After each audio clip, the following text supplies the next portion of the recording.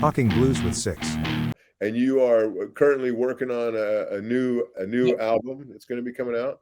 Yeah, so that you hinted at some of the tracks that you heard. So this was like a 3 year in the making, back and forth to Los Angeles many times. And I just started to release those tracks just because, why not at the time? So I couldn't get Wow. back to LA in the middle of the pandemic. But this is the culmination of the Sierra Madre Sessions that started in 2019. Uh-huh.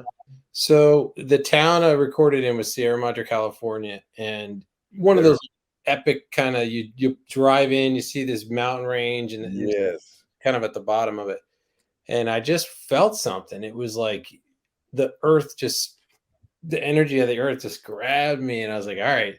And every time I go, it wasn't just that day. It was every time I would go to record. So when I do the recordings, that's where I was recording it. Oh. I don't know if I'll be going back unless if I have more to do, but the album is done. It's in the can. It was mastered by Ty Tabor of King's X last week.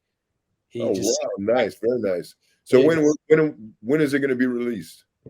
So I have a special release on CD. We're doing a small print, a pre-release, I'll call it, for Sellersville Theater, a show we're doing outside of Philly, in November 13th. And then the actual full real release, digital and LP, will be likely in the late winter, early spring. So I'm looking February, March.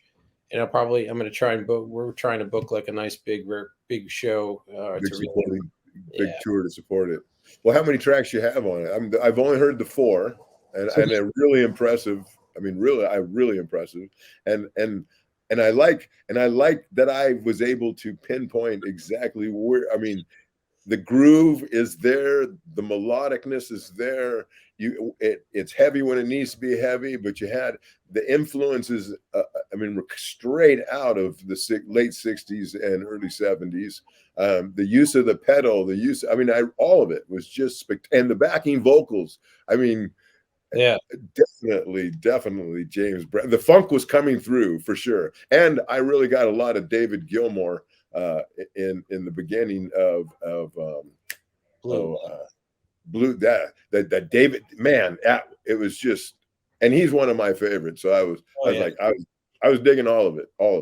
Yeah, that's my guy, right? I love yeah, so the tone that he has. But yeah, so the recording that you heard some of the tracks. There's a total of 8. So a total of 8. Okay, so we've only heard half of it then. Yeah, awesome. Exactly. And it's interesting too, because like so much time passed, and I was like looking for inspiration over the pandemic. I bought one of those Resonator, I don't have it out, but one of the Resonator guitars, and I got like super inspired. I wrote a couple tracks that just poured out. So I put those on there.